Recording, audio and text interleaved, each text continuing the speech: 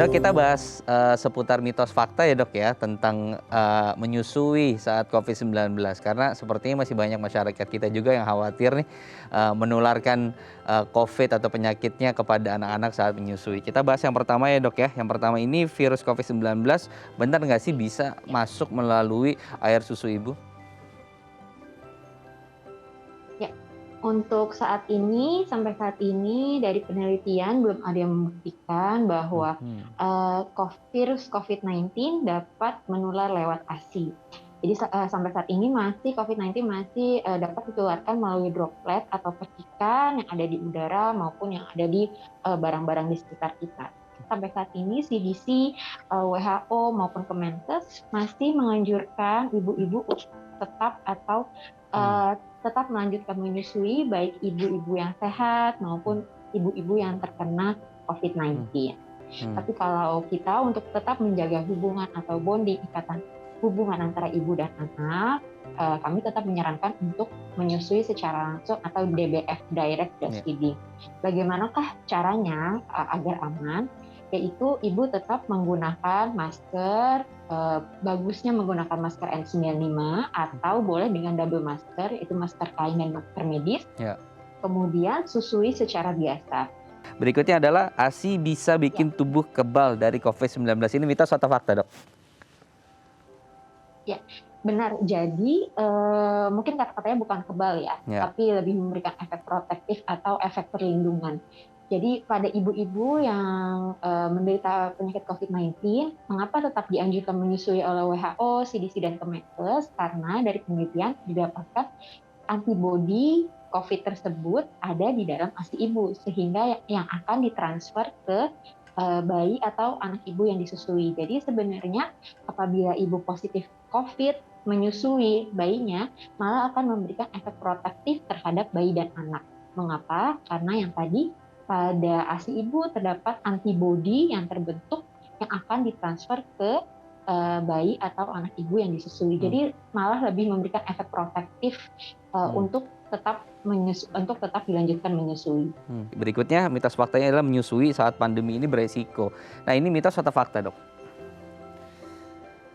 Ya, ini adalah mitos gitu. Jadi sebenarnya beresikonya malah yang tadi aku bilang, malah Ya, jika dalam pandemi ini ASI tersebut malah memberikan efek protektif terhadap ya. bayi-bayi.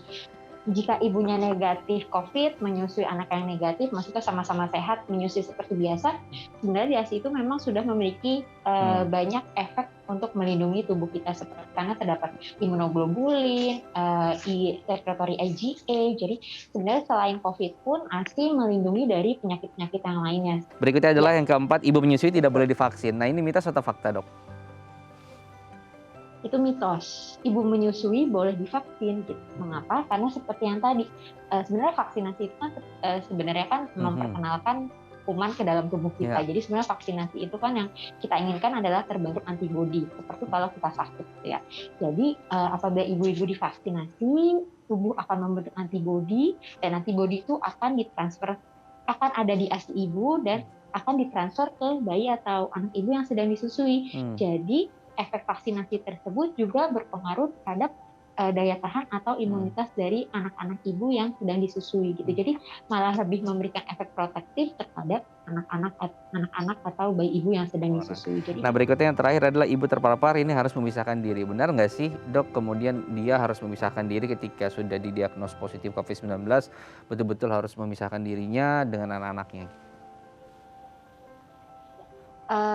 sebenarnya yang tadi balik lagi ke yang Iya, awal, baiknya memang ibu-ibu yang terpapar COVID yang memiliki gejala ringan sedang, yang masih bisa mengasuh anaknya mmm, atau yang isoman di rumah gitu ya, tetap boleh untuk mengasuh dan memberikan ASI kepada bayinya secara langsung maupun menggunakan ASI cry. Jadi mmm, tidak mmm, perlu menitipkan bayinya misalkan ke pengasuh yang lain, misalkan yang berbeda rumah iya, dengan ibu iya, gitu. mmm, Jadi misalkan ibunya positif, neneknya negatif, terus menitipkan Mhm, bayinya ke neneknya gitu. mhm, Alangkah baiknya untuk tetap bersama ibu, mhm. tapi tetap menggunakan protokol kesehatan. Yang terakhir Dok nih juga banyak pertanyaan ibu-ibu, untuk, repetition-nya gimana? Apakah, ketika sama-sama positif gitu ya, anak juga positif, kita positif, pemberiannya bisa diberikan 1 jam sekali atau 2 jam sekali, atau tadi menggunakan yang sudah ada aja misalnya 3 jam, per 3 jam gitu? Karena kan untuk yang udah MPASI mereka juga tetap harus dapat asupan makanan lain kan di luar ASI. Betul, ya.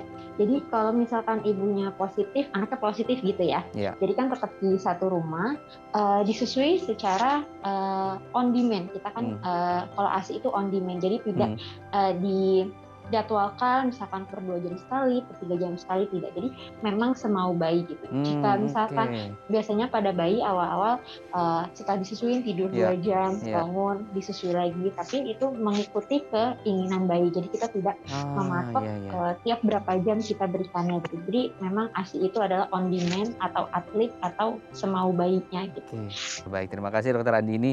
Banyak sekali informasi kesehatan yang kita dapat nih Ya. hari ini. Semoga bermanfaat dan juga menginspirasi masyarakat. Terima kasih Dok. Salam sehat, selamat beraktivitas Dok.